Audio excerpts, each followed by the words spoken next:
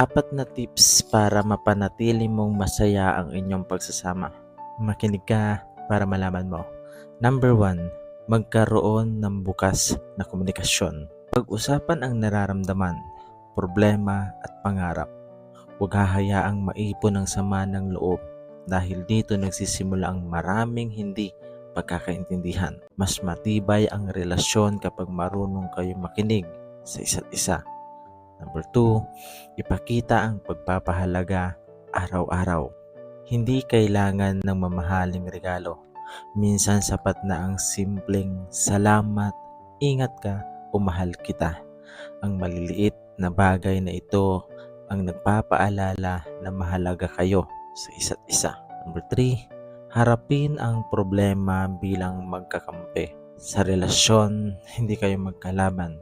Magkakampi kayo sa lahat ng bagay laban sa mga problema. Kapag may pagsubok, tulungan ninyo ang isa't isa kaysa magturuan kung sino ang nagkamali at may mali. Number 4, i-follow mo ako para malaman mo ang katotohanan. Ang masayang pagsasama ay hindi dahil walang problema, kundi dahil pinipili ninyong ayusin at ipaglaban ang isa't isa araw-araw. Tandaan mo yan. God bless. 4 tips para maging high value kang lalaki. Makinig ka para malaman mo. Number 1, ayusin mo ang sarili mo. Disiplina sa sarili. Ang high value na lalaki ay may kontrol sa sarili. Hindi siya tamad at hindi siya puro salita lang. Ang gawin mo, mag-invest ka sa iyong kalusugan. Mag-exercise at ayusin ang lifestyle. Mag-invest ka sa knowledge, magbasa, matuto ng skills, magkaroon ng discipline kahit walang nakakita. Ang lalaki na kayang kontrolin ang sarili niya, kayang kontrolin ang direksyon ng buhay niya. Number 2, magkaroon ka ng layunin at ambisyon. Ang high value na lalaki ay may direksyon sa buhay. Hindi siya palutang-lutang. Dapat mayroon ka nito, goal sa career o sa negosyo, financial stability at long-term vision sa buhay. Ang babae ay hindi na-attract sa lalaking walang pangarap. Dapat alam mo yan. Number 3, may standards at hindi nagmamakaawa. Ang high value na lalaki ay hindi desperado sa atensyon at hindi naghahabol ng babae. Hindi ka dapat naghahabol sa taong hindi ka nirerespeto. Marunong kang umalis sa maling tao. May self-respect ka dapat sa sarili mo. Kung alam mo ang value mo, hindi mo kailangang ipilit ang sarili mo sa kahit kanino. Number 4, i-follow mo ako para malaman mo ang brutal na katotohanan ay hindi nagiging high value ang isang lalaki dahil lamang sa pera, kundi dahil sa disiplina, mindset at respeto niya sa kanyang sarili. Tandaan mo yan. God bless. 4 reasons kung bakit maraming nababaliw sa pag-ibig. Makinig ka para malaman mo. Number 1, ibinibigay nila ang buong mundo sa isang tao. Kapag mahal na mahal mo ang isang tao, minsan ibinibigay mo lahat. Oras, effort, pag-unawa, at kahit sarili mong pangarap. Kaya kapag nasaktan ka, pakiramdam mo parang nawala rin ang malaking bahagi ng buhay mo. Number 2, umaasa sila na mamahalin sila pabalik sa parehong paraan. Masakit kapag ikaw ang todong magmahal, pero ang kapalit ay kulang o minsan wala pa.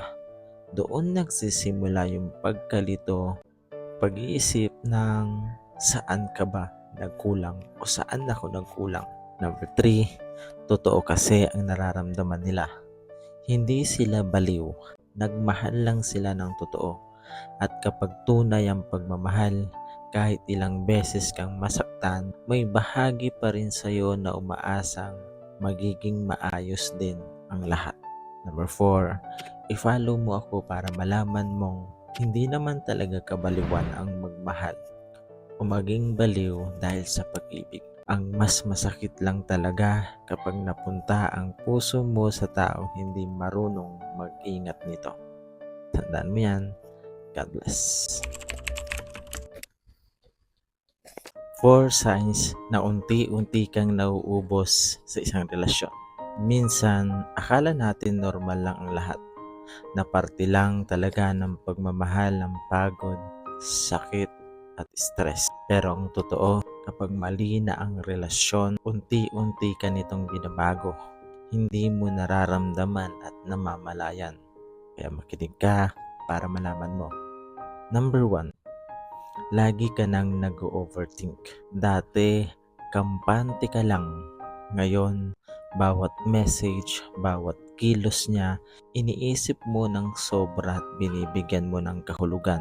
Hindi dahil praning ka, kundi dahil hindi ka na binibigyan ng assurance. Number 2, pakiramdam mo, ikaw lagi ang may kasalanan. Kahit hindi naman ikaw yung nagkamali, ikaw pa rin ang nauuwi sa pagsusori.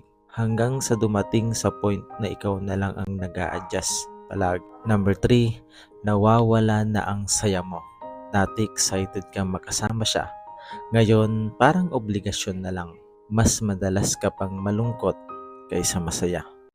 Number 4, i-follow mo ako para malaman mong ang tamang relasyon hindi ka uubusin. Hindi ka nito paiiyakin gabi-gabi. Ang tamang tao, dadagdag sa kapayapaan mo sa buhay. Hindi siya ang dahilan kung bakit nawawala iyon. Kaya tanungin mo ang sarili mo, nagmamahal ka pa ba o nasanay ka na lang sa sakit na laging ipinaparamdam at ipinaparanas sa'yo? Tandaan mo yan. God bless. 7 signs na tamad ang napili mong partner. Makinig ka para malaman mo. Hindi ibig sabihin na minsan lang magpahinga ay tamad na agad. Normal lang ang mapagod. Pero kapag palaging inuulit at nagiging ugali, doon na makikita ang pagiging tamad. Kaya makinig ka para malaman mo. Number 1, palaging ipinagpapaliban ang gawain. May dapat gawin pero lagi niyang sinasabi, mamaya na o bukas na lang. Kahit simple lang ang task, pinapatagal pa. Number 2, maraming dahilan kaysa action. Laging may excuse kung bakit hindi natatapos ang trabaho. Halimbawa, lagi niyang sinasabing, pagod ako, mainit kasi, o wala akong gana. Number 3, umaasa sa ibang tao. Ipinapasa ang responsibilidad sa kaibigan, kapamilya o katrabaho. Mas gusto niyang may gagawa para sa kanya kaysa siya mismo ang gumawa. Number 4, inuuna ang aliw kaysa sa responsibilidad. Mas inuuna ang cellphone, games o panonood kaysa sa mga bagay na dapat gawin niya. Kahit may deadline, patuloy pa rin ang pagpapalipas oras kaysa tapusin ang dapat tapusin. Number 5, mabagal kumilos kahit kaya naman. Hindi siya nagmamadali kahit may oras at kakayahan. Kadalasan ay parang walang sense of urgency. Number 6, ayaw matuto ng bagong bagay. Iniiwasan ang mga gawain na nangangailangan ng effort o pag-iisip. Mas gusto ang madali kahit hindi na ito makakatulong sa kanyang pagbabago o sa kanyang paglago bilang isang tao. Number 7, i-follow mo ako para malaman mong huwag agad husgahan ng isang tao bilang tamad. Minsan may pinagdadaanan lang tulad ng pagod, stress o kawalan ng motibasyon. Pero kung paulit-ulit na ito at naaapektuhan ang responsibilidad, mahalagang matutong magdisiplina at mag-set ng routine. Simulan sa maliliit na gawain at tapusin agad ang mga ito para hindi ka masanay.